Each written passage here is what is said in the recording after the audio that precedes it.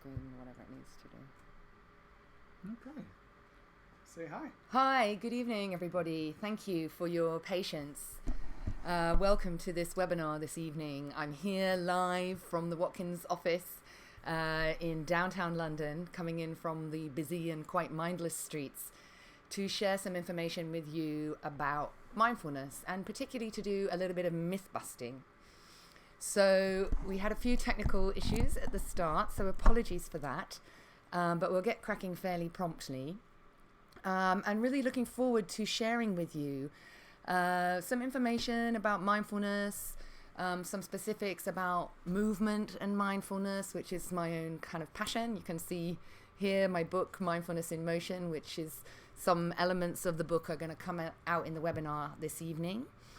And really trying to do some myth busting. And my intention with the myth busting is to give those of you that are interested in mindfulness or already practicing mindfulness some tips about how to make the most out of the time that you're spending doing the practice. So without further ado, perhaps let's kind of crack on and really to cover 3 myths today, and then sort of pepper a few other ones in between, no doubt. But the first myth is this idea that we need to sit on a cushion with our legs crossed in order to meditate. And I'm going to talk a little bit about that and say how that's not true in my view. We look a little bit at this idea about formal practice versus informal practice. And again, my particular passion is this informal practices, those done with really strong intent. Which I believe can be, as helpful as the formal practices. It's a different way. And then myth number 3, this idea that mindfulness is relaxing or mindfulness is relaxation, and just point to some of the subtleties of what the brain is doing and what this means in terms of our understanding of mindfulness. So let's look at myth number 1. And often when we hear about meditation or people are talking about mindfulness, these sorts of imagery tends to come to mind. And I have to say, even working quite a bit now in the corporate and business space, teaching and training mindfulness, I haven't yet seen anybody sitting on a desk like this, and nor would I really advise it. And certainly we know from the spiritual traditions that there are reasons why it might be helpful to sit in a cross-legged position, but it's not essential, and you don't have to. And of course, many people may not have the capacity to sit like that. It is nice to have some lovely things to sit on and some beautiful ritual for your practice. Of course, this is always really nice and might even help you to practice if you've got some nice things and objects that are there to support you, but you don't have to. And so my particular work is mostly with mindful movement and using movement really as the main training tool to help people understand some of the core principles of mindfulness. And for me, I've been really trying to think about what this word mindfulness means. This is the topic of the book that's coming out next year, #What is Mindfulness? And, suffice to say, there's lots of debate. There's always been debate about the terminology here. And we're talking about complex, abstract mental states and experiences that are difficult to put words to sometimes. But how I'm understanding it at the moment is that mindfulness is a type of awareness. So we all have the capacity to be aware. We have varying degrees of awareness about varying things all the time. And mindfulness then is a type of awareness. And we access it through harnessing our attentional capabilities. But it's not just that. It really is the cultivation and the deliberate training of an awareness that's present moment, non-reactive, and non-judgmental. And so these 3 sort of magic ingredients supercharge our awareness and make it mindfulness. And I really believe that movements are a way that can help us to train the capacity to be aware in a way that's more present, less reactive, and less judgmental. And I really point there to the opposites. The principle of yin and yang, of course, very clearly showing us and helping us to understand, we can't really have the present moment without having the capacity to be distracted. It's by noticing how we're distracted that we come to understand what the present moment really means. And our route to this ability to have an awareness that's non-reactive and non-judgmental is most often through a direct experience of all the reactivity and all the judging and the critical inner commentary that can be there. But one of the reasons I'm passionate about working with movements is I really believe they can certainly help us to discover and engage with this thing called the present moment. This is a little kind of figure taken from the book, and an exercise, not even really Tai Chi or anything special. It's really kind of a swimming backwards exercise. But I use it to help people see and experience this idea that as the body is moving, the brain is receiving constantly updated sensory information that allows you to stay now, now, now, now. Because each now is different as you move the body, as the sensations enter the brain on a moment by moment basis. And this diagram here showing something that we know is how the brain is organized, both in the motor areas and in what we call the kind of somatosensory areas. These are the regions of the brain that code for the information that's related to our body parts and the movement of the body parts. And actually, in any moment, in any second, information is flooding into these brain regions from the various body parts and as we move them. And working with this understanding, we can really get to experience moment by moment how sensations in the moving body are changing. And we can use this to help us stay in the present moment. Now, a mistake that sometimes people make here is they become hyper-vigilant about the movements.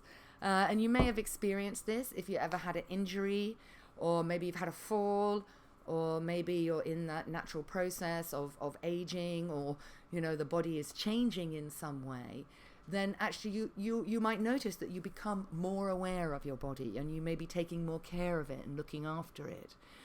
And when this is kind of tinged with a little bit of anxiety, actually this can become this more hypervigilant over-attention of the movement and the body. And we're not aiming for that. And that's kind of one of the subtleties there with the mindfulness. It's a particular type of an awareness. It's not this kind of super alert, really like striving, monitoring, kind of a bit too kind of rigid checking. It's an ongoing kindly eye to what the body is doing and how we're moving. And so this really is my passion, to think about how we can use the moving body to train focused attention on the present moment. And just a little kind of plug for a project I'm working on at the moment with a colleague, where we're using the movement of sewing as the way to train focused attention, present moment awareness, and the richness of the fabrics and the movement of the body as a tool to hold the attention in the present moment. Not forgetting that, of course, we'll begin to see all the mind wandering and the different ways that judging and comparing and reacting and analyzing all comes out. But when we notice that happen, we just come back to the movement, sense the pull, the shape of the hand, the pressure, the tightness, the tension in the body. So much richness to explore when we're in the moving body. And there's extra benefits too to when we're working with movement as opposed to sitting. Movements really can be highly automatic, and some of you may have done a mindful walking exercise at a retreat, or you've seen that in a book. And one of the reasons mindful walking is deceptively hard as a practice is because it is so automatic. You really had to pay attention when you were a toddler learning how to walk, but maybe after about, age 2.5 or 3 years old, you really didn't need to pay attention anymore, and walking became highly, highly automatic motor program. And yet, in mindfulness, we endeavor to bring some of these automatic programs out into the light of awareness so that we can really see what's going on. And we can practice with movements this capacity to flip between automatic and controlled processing, which I believe is a really good scaffold for what you then want to do later in the more abstract world of thinking and thoughts and emotions. Movements also give us this amazing opportunity to get down into the heart of the matter, and this notion of intention. this acting with awareness, knowing what you're about to do just before you do it.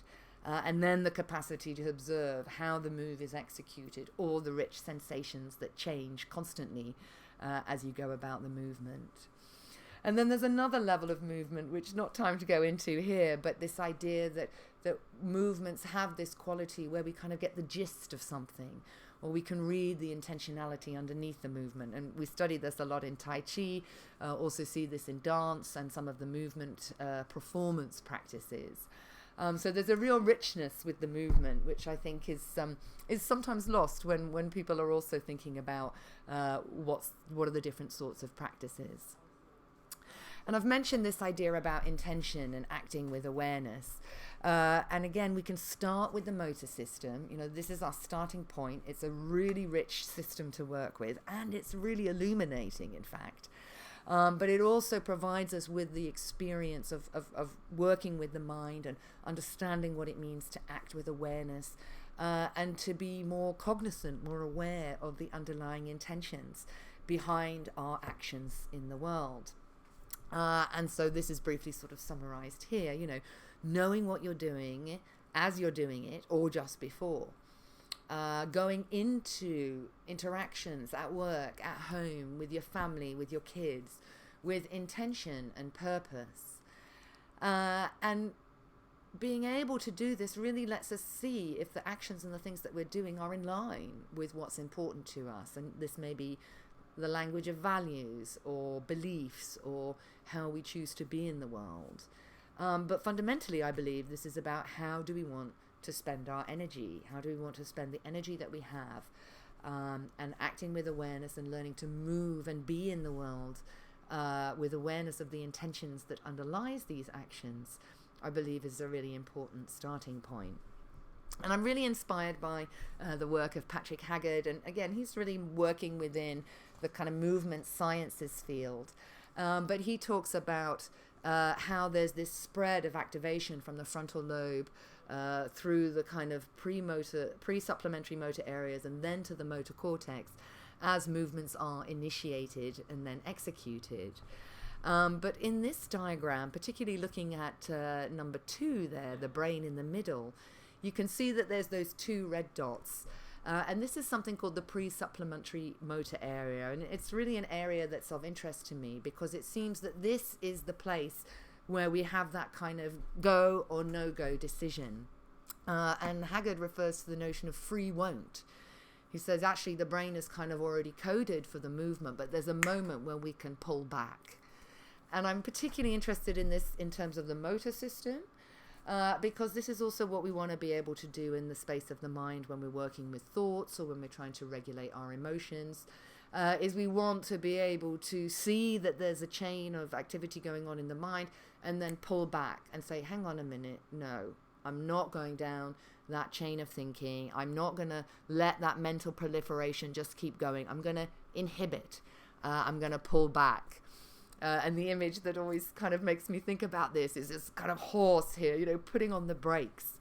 And sometimes when I'm practicing, if I'm trying to focus on the breath, I notice that my mind is starting to get busy with something. I have a little phrase that's kind of like, hang on a minute, stop, pause. Is this thought what I intended? And if what I intended was to be on my breath and paying full attention to my breath, and I notice that I'm now making to-do lists in my mind, or I'm thinking about a holiday, or I'm getting anxious thinking about a piece of work that's due, that's the moment where I have a choice. I can't stop the thought from arising. It's already arisen by the time I notice it.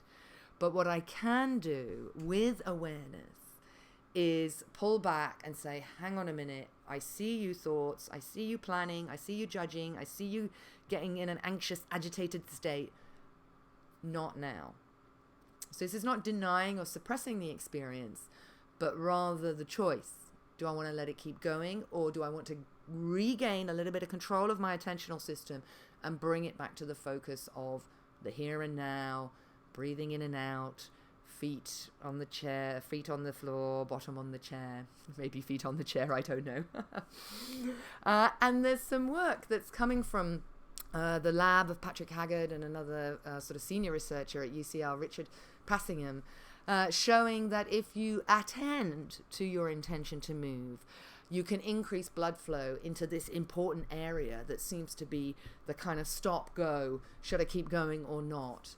And although most of the research has been done in the motor domain, it seems that it's not limited to the motor domain, the involvement of this region. And it does seem to be a region that comes out quite often in some of these studies of more experienced meditators. So, I mean, one of the exercises I give to my students to train this in the real world, and many of them are sort of doing a version of this already, but it's particularly if you're in the busy London commute, or you live somewhere where you have to commute or drive your car where it's very busy, you know, it's practicing pausing and stopping to let somebody else go in front of you, whether that's getting on the bus, whether that's swiping your Oyster card, whether that's you're in a car and you might have an opportunity to let somebody out. And I'm not saying this is the case for everybody, but certainly in London, everybody's on quite a mission to get where they're going. So there's all this forwards energy, which can also sometimes blind us to other people. So this is a nice exercise to kind of practice pulling back, and it also has this sort of little social element to it. And really to point out that any movement can be mindful. So, you know, it's about having the awareness of the present moment. And that's whether you're brushing your hair, brushing your teeth, doing some shoulder rolls, slow rolls of the shoulder backwards, paying full attention to the movement, the intention to move. It may be tipping the head, ear to shoulder, and very deliberately asking yourself to be aware to the unfolding of sensations in the present moment, and then bring these extra qualities of non-judgment and non-reactivity. So in the case of neck tilts, for example, we often may find judgment and reactivity if we notice a pain. Immediately, the mind goes into this, oh, what have I done? Oh, maybe I shouldn't have held my bag like that. Oh no, this is really going to be a pain because I've got to carry a heavy suitcase tomorrow. So the mind starts to get busy with the experience, and often in a way that's kind of judgmental and reactive. So even with the moving body, all that same stuff comes up and we have the opportunity to work with it. And then that second piece, the intentionality, what underlies thought, speech, action in the world. And can we begin to train our attention to intention to really feed that region of the brain, this pre-supplementary motor area, giving us the capacity to be more flexible then when we find ourselves in a situation of like, oh, this is not what I thought I was doing. So let's move now to myth number 2.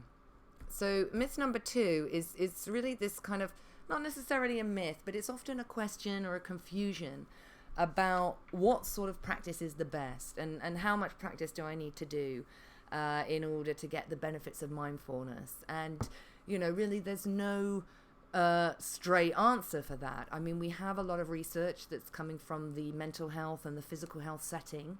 And these programs are asking participants to do roughly 45 minutes of practice every day over an 8-week period. So this is formal practice, something like the body scan, a very deliberate period of time that's put aside every single day to engage in this brain training activity in order to really crack it, you know, really crack that ability to be present and then work with those deeper habits of reactivity and judging. But actually, if we wanted to kind of up the possibility of doing what I call informed informal practices, then I'm really happy to share this model with you. Again, it comes from some neuroscience research. It's not my own. A lady called Wendy Hassenkamp, working at Lesley University in the States. And she really showed this model as a way to help us understand, you know, what is the mind doing and what's happening in the brain when we do these so-called focused attention, or FA, meditation practices. And we can have many objects, and I've shown here the body could be an object, as in the body scan practice. You could do a walking practice where the feet on the floor and the movement is the focus of the attention, or the breath, very classic focused attention meditation practice.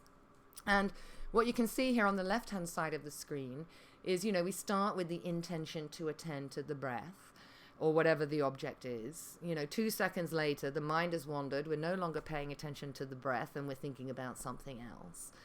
There's that moment when we kind of go, oh, that's not the object I was focusing on. And right there maybe is this need to kind of pull back from the thinking and say, no, mind, you're not going to make that list now of everybody that I need to email. I need you to get back to the breath or to walking. So here's the same example shown with walking. So starting on the left-hand side, setting the intention to just only make walking and the sensations of walking the primary focus of the attention. Of course, the mind wanders. And we've talked a little bit already about it's really going to wander quite easily when you're doing walking practice, because your brain is going, well, you've been walking for 40 years or so, Tamara, so I don't think you really need my full attention on the walking, do you? Off you go, busy, busy, busy mind. And then that need to say, no, I don't want it in the automatic program. I want it out. So I can engage with all the richness of the walking and the sequence of the walking and the segments of the walking and the sensations of the walking. And so when we're practicing, we really need to move around this loop. And when we're moving around this loop, focused attention, mind wandering, the awareness, the coming back, we're going to go around it many, many times. And I think often people have the idea that they need to really have this focused attention and they're totally absorbed and they don't even see anything else that's going on. And there are some practices like that, but mindfulness is about seeing everything that's going on, and that includes the stuff that the mind is trying to do and kind of pull you off course when you're trying to focus. So, we want to go through that loop. We want to see what the mind is doing. We want to get to learn the habits and the patterns. If we're totally absorbed or like really rigid with the focus, then we're probably not going to learn very much. We might train the attention, but we won't really learn more about our minds and how they're working. And from a neuroscience point of view, this slide here, showing the different networks that are involved in that model that Hassenkamp has proposed.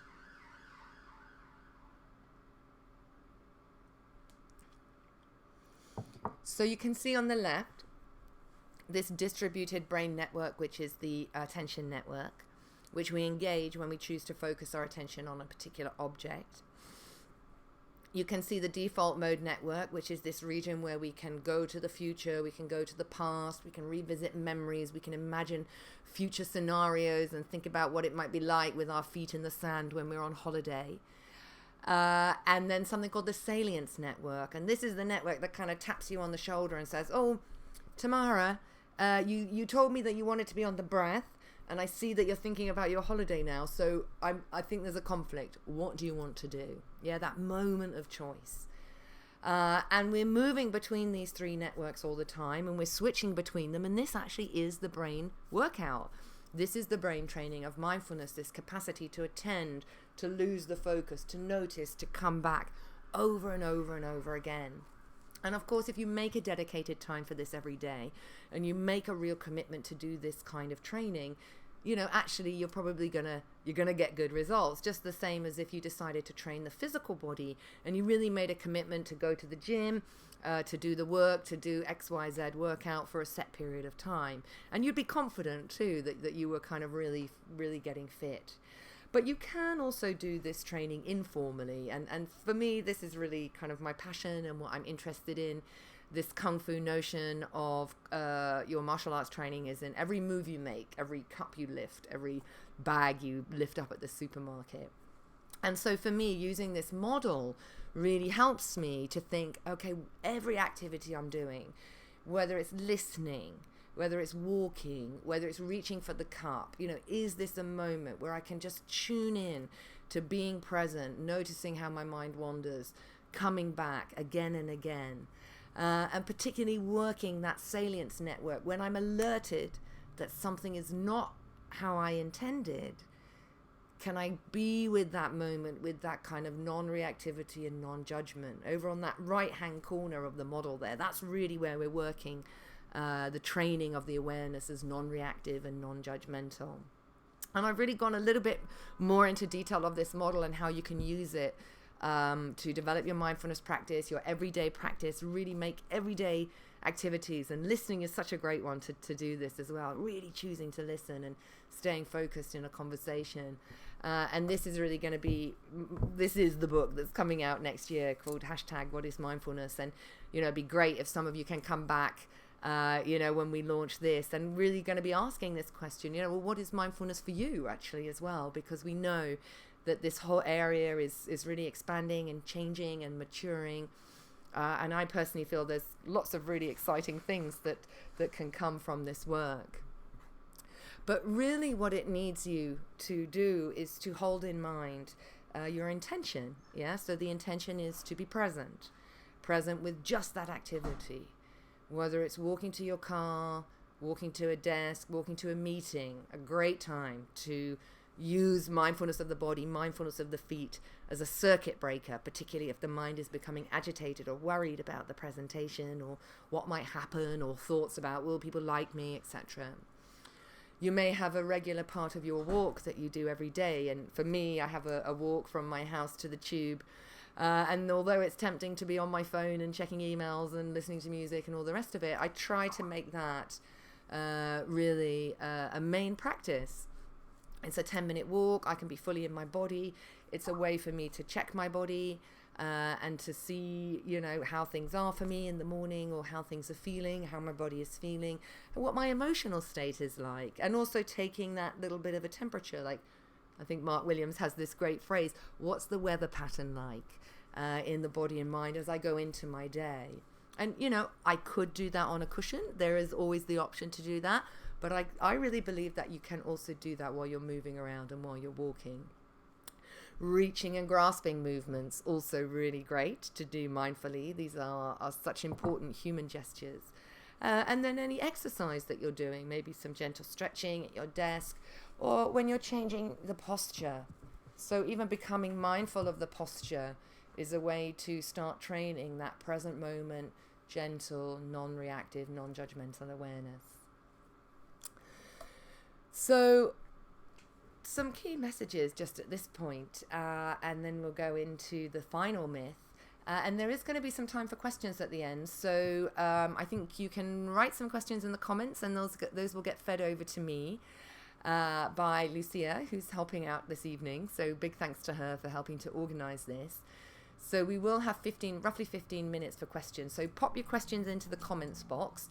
I'll do my best to answer them, but really sort of more aiming at the kind of clearing up confusions around mindfulness and practice would be a helpful focus. But certainly I hope what's partly what you've taken away thus far is that any movement can be done mindfully. And these can be everyday movements, or they can be movements done in a specific or formal way, like a Tai Chi or a yoga class. But you do have millions of opportunities during the day. You're moving your body all the time. So how to train your mind like a martial artist and make every movement part of your training. And we certainly know that the conditions are optimum for training these brain networks if we can make time for dedicated formal practices. But if you haven't got time for that, maybe you're a busy mum, or you're running your own company, or you're caring for somebody else, or all these sorts of things that get in the way that can make people think, well, maybe mindfulness, I can't do it. I would say, look, you've got lots of chances to do informal practices. And one of the key things then is to strengthen your intention and say, I really mean to be present in this activity for the next 3 minutes or 2 minutes or whatever it is. So let's look at myth number 3. And this is the one that, mindfulness is relaxing or mindfulness is relaxation. And I suppose, lots of people do say that they start doing the body scan and they fall asleep, or they sit to meditate, and the next thing they notice is that they're snoring, or they're in this kind of slightly dull, soporific sort of dreamland. And, is this meditation? Is this nirvana? And actually, we know that it's possible to observe the mind going into these quite sleepy states. And there are actually some more advanced practices where you might try to do that, including some of the practices for lucid dreaming. But certainly for the beginner and for people in the West, we're on such high alert all the time that the minute we start to calm the mind and soothe the body, perhaps by paying attention to the breath, it's very natural that we connect with how sleepy we are and how tired we are. So my suggestion is, if you're doing moving meditation, then you're less likely to fall asleep, but really be aware of your posture. And this notion of alert relaxation is really important. So we find that in the physical posture, when we go into a practice, we don't want to be super alert. And that's a little bit the parallel of that hypervigilance of attention I was speaking about earlier. But we want to be like enough alert that our brain knows that something is actually happening. We're not just chilling out or slobbing out or slothing out or whatever. But we also don't want to be too alert. We want to be alert through the spine, but then let everything else be relaxed. And if we can get this in our bodies, then actually this helps us to get this in our mind. And so all the time we're working this balance of sort of alert, relaxation. And we're doing the same in the mind. We want to be focused, but not too rigid. The mind will wander. And at that point, then we want to be relaxed. We don't want to be too firm when we see the mind wandering. We want to release and be able to come back and actually begin to be familiar in a kind of light way with all what I call the task-related and non-task-related mind wandering that's going on. We need to be quite relaxed when we meet that stuff, not grippy or tight or punishing or judging, but just kind of like, oh, look, wow, there's my mind gone all the way there. So we're relaxed there, but then we come back in with this alertness to bring us back to the present moment. And a few slides now just to kind of finish off and to show how I understand the progression with these practices and why we end up with something that can be relaxing as a result of an active, effortful process of engaging mindfully with the mind and kind of using your brain. So it can be relaxing, but it's not relaxation. And so one of the reasons it can be relaxing is because we become more familiar with all the stuff and the mind wandering that's going on in the mind. And we begin to notice it a bit more often, and sometimes we might get caught here. I've got a little bit of kind of judging loop on the right-hand side there, noticing that the mind has wandered and then kind of getting a bit judgy with it or kind of getting angry with ourselves. Sometimes we're lost a little bit there. Then we try to come back, but again, sometimes we're on our way back to the breath and we just don't even get back there because the mind wanders again. And these are the trials and tribulations of a kind of beginner's mind in mindfulness. Lots of mind wandering, getting caught up in this kind of secondary loops of judging and analysis and being mean to ourselves about how we're never going to get this practice. Trying to get back, but then getting pulled off course even on the way back to the breath.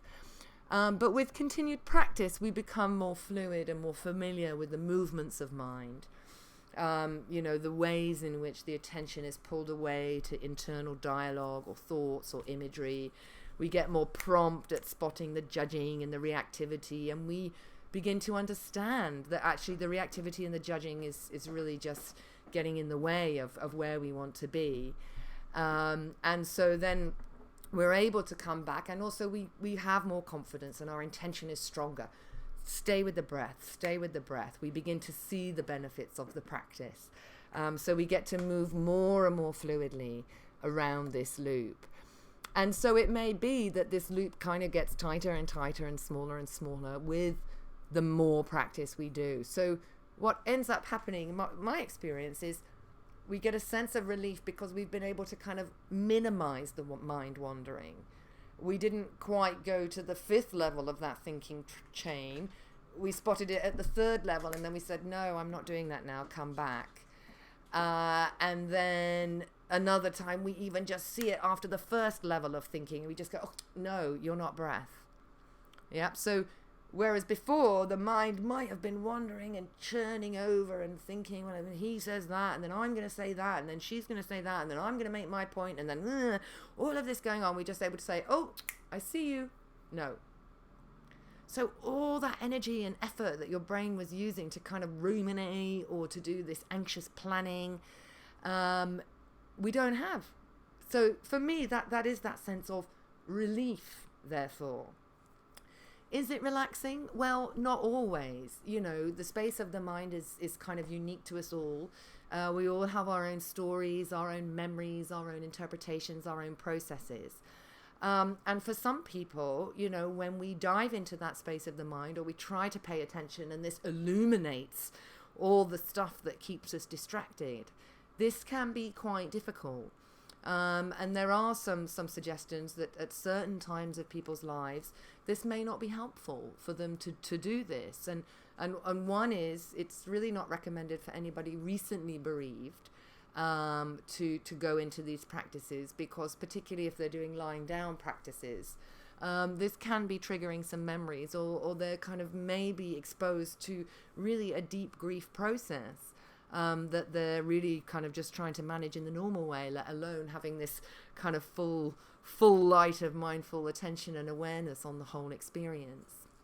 Similarly, some people really have quite chaotic and disorganized minds, and it's not to say mindfulness can't be helpful, but you may need the support of somebody, maybe a mental health professional or experienced meditator, to help you sort of navigate or more gently come into that space of the mind, so you can work safely and kindly with yourself.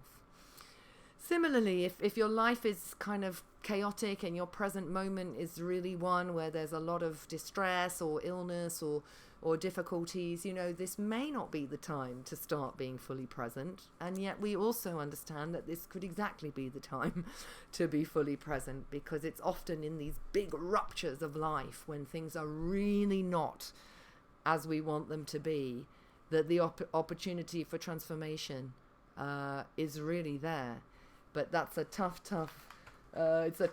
place to be, of course. And so therefore, the trump card is, be kind, really to be kind to yourself in this process. And somebody's asked a question, which I'll kind of address now maybe, which is, are there any sort of negative effects from doing mindfulness? And I suppose there's been some press a little bit about what they're referring to as the dark side of mindfulness. And I suppose my take on that is a little bit related to what I've just covered. It's not necessarily that there's a dark side, but actually, when you meet that difficult material, this is the work of transformation.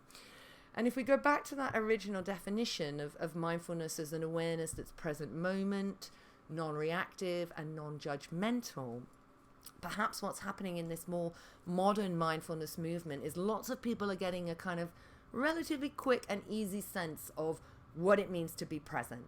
Yeah, they're really getting a lot of benefit from that. They're maybe becoming more aware of how technology pulls us away from being present. They're making more of a commitment to act with intention and awareness in terms of attending to one thing at a time and maybe reducing multitasking. When they do that, they discover that there's all this richness and wonder and beauty in the world that was just totally passing them by. And many are having a kind of pleasant experience. But Jack Cornfield has this great book called, After the Ecstasy, the Laundry. And so there's that initial period of kind of going, wow, this is really great, and I'm really present, and I feel really different. But when we keep practicing, actually what we then begin to approach are some of our mental habits, and some of us are having habits that are, can be very problematic and painful, or they've evolved to help us manage something painful. So not only do we maybe need to look at ourselves with this non-reactive, non-judgmental stance, but really with a deep commitment and intention to learn and use this material for learning and self-development, to then say, okay, well, I'm willing to tolerate a bit of this uncomfortable feeling in the service of learning more about myself. And, spiritual traditions have this language. We know it very well, the dark night of the soul. And many, in fact, most or all spiritual transformations come from often places of deep suffering and vulnerability. So, is that a bad effect? It depends on how you want to look at it. If you're able to frame it in the service of kind of learning and developing self-knowledge on a path to kind of liberation from these mental habits that keep us trapped, then, this is the work to be done. But maybe if you were having these experiences and you weren't supported by a teacher, or you didn't have anybody to kind of knock around ideas, or maybe get some tools and techniques for working through difficulties, working with difficulties, staying with sensations in the body that may be very unpleasant and difficult, but kind of holding firm through that process in order to see that it's really possible to be non-reactive and non-judgmental, even when we're feeling very strong, very negative thoughts or kind of imagery in the mind. So I'm just giving a quick summary now as we come to the end. So I want to encourage you to maybe think a little bit about the model, and you can revisit this video when we post it up on YouTube to kind of check it out. Any movement can be mindful, so your task is to harness your attention, to deliberately intend to pay attention to the movement that you're making, and allow your mind to almost fall into a bath of the sensations of the movement. And even if it's just a small movement, like lifting the finger up and down like this, maybe when you're sitting on the bus, or perhaps when you're holding, waiting at the traffic lights, and just see what happens when you bring your mind directly into this movement experience. And you can play with this ability to observe the intention to move and its impact on the body before you even move. And we talked about some of these motor inhibition exercises that you can do, and the example I gave was maybe about stopping and letting somebody else go first, whether that's as an action, as a speech, or maybe even in thinking, in conversation, really just staying quiet to allow somebody else to think and have thinking space in your company.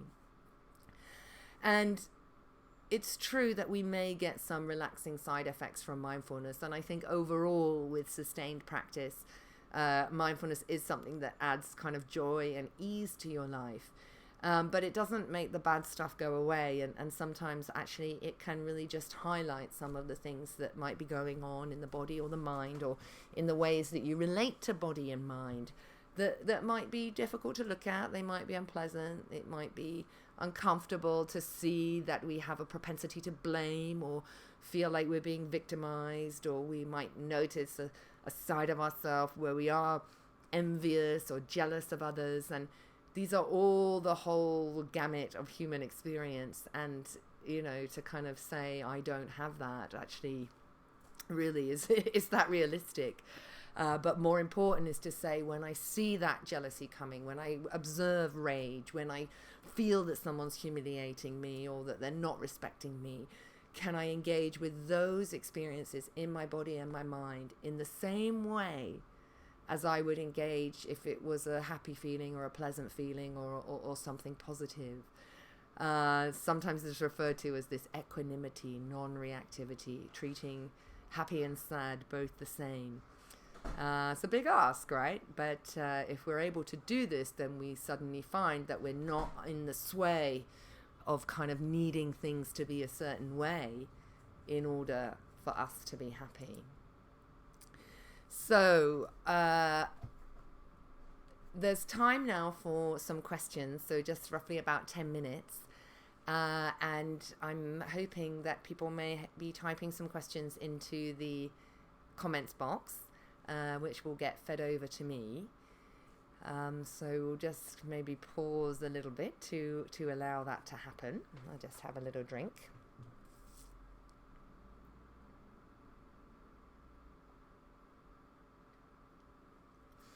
Also, just to say that after the webinar, you'll get an email invitation from Watkins, a follow-up email, and they'll give you a discount code, 50% discount on the books for anybody that's watching today.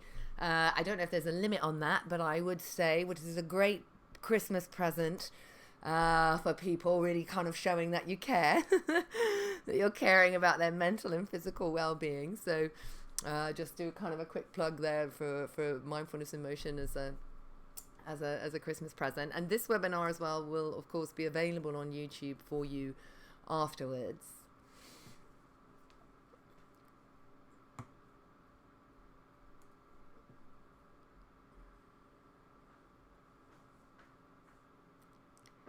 Yes. Okay. So we have another question here. Let me just see what this is.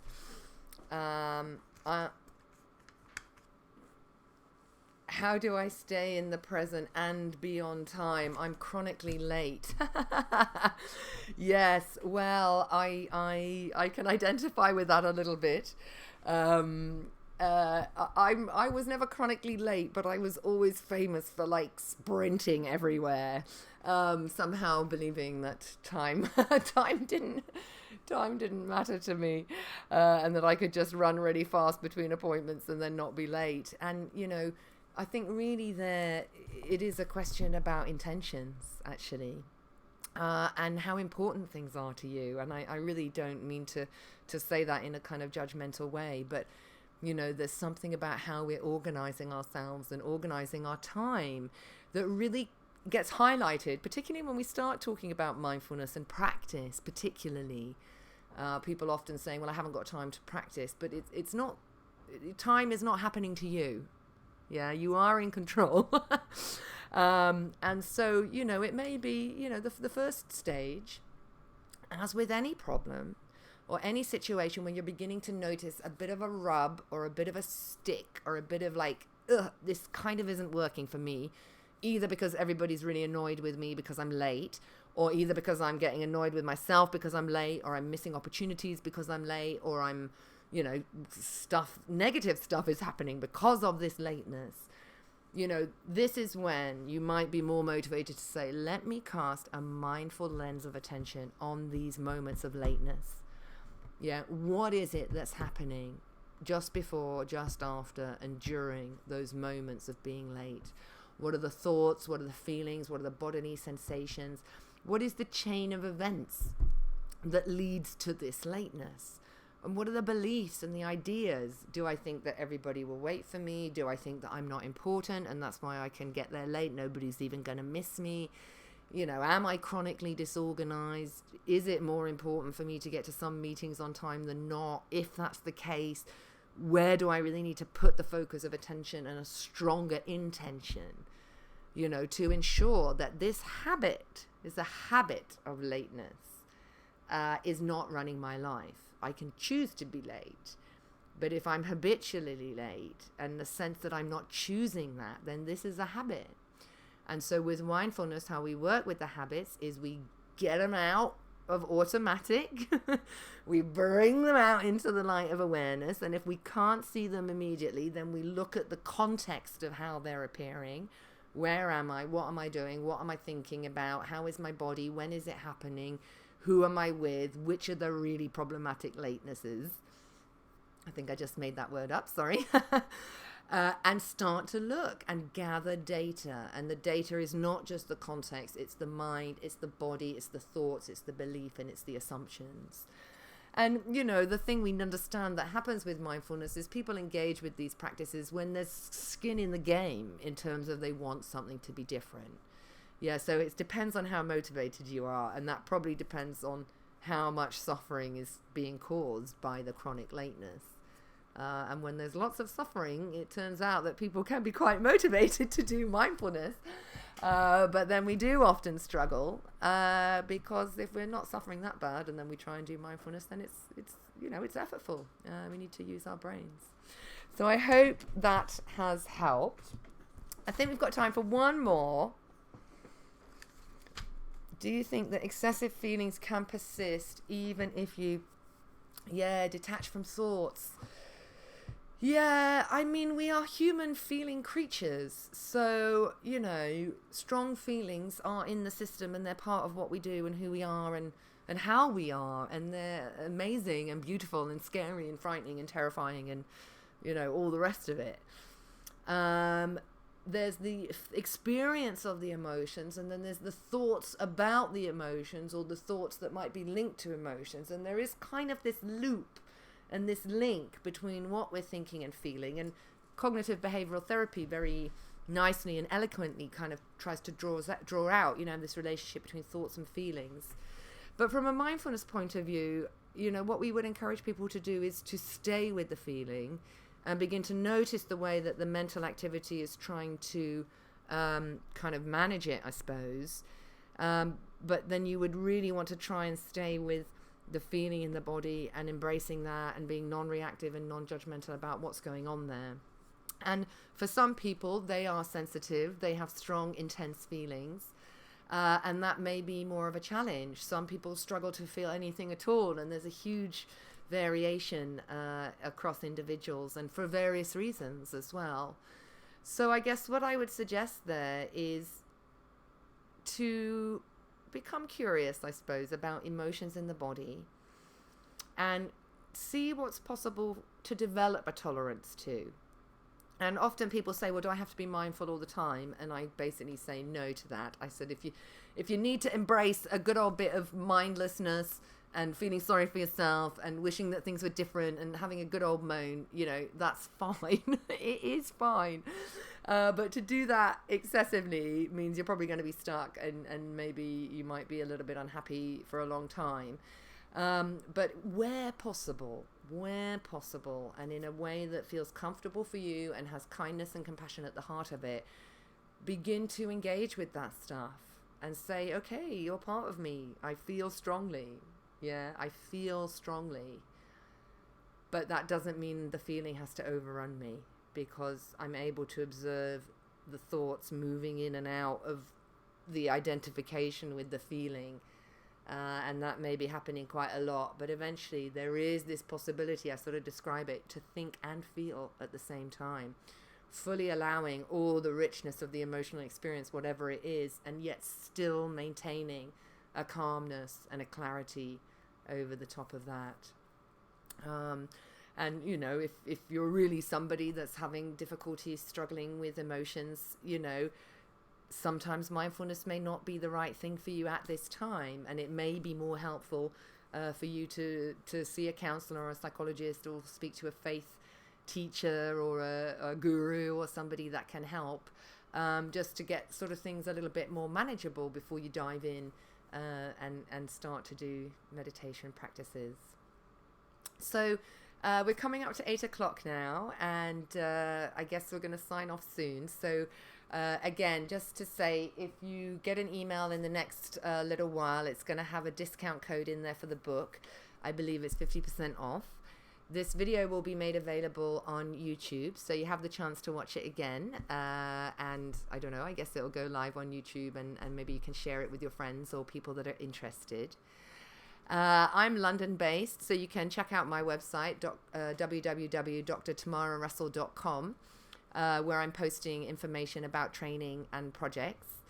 I mentioned the @So Mindful project, so if you have an interest in mindfulness and sewing and crafts, we're doing some projects around mindful sewing, which are really exciting me at the moment. One of which is helping mums with depression to do some mindful sewing and some creative activities to help them heal after their pregnancy and postnatal depression. So there's lots going on in the mindfulness field and lots of things happening. And I really wish all of you a wonderful evening. I hope that you have got something out of this evening, and just really wish for your next movement to be one that's mindful and helps you to be present and calm and aware of what your body and mind are doing, so that you can be healthy. So I think that's going to be the end now. So I'm going to try and sign off, and I wish you all well. Thank you very much.